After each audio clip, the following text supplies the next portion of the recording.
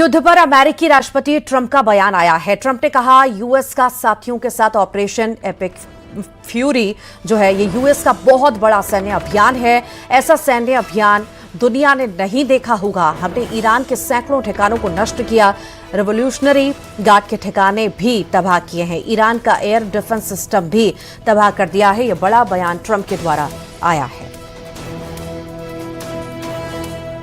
Our objectives are clear. First, we're destroying Iran's missile capabilities, and you see that happening on an hourly basis, and their capacity to produce brand new ones, and pretty good ones they make. Second, we're annihilating their navy. We've knocked out already 10 ships. They're at the bottom of the sea. Third, we're ensuring that the world's #1 sponsor of terror can never obtain a nuclear weapon, never going to have a nuclear weapon. I said that from the beginning. They're never going to have a nuclear weapon. They were on the road to getting one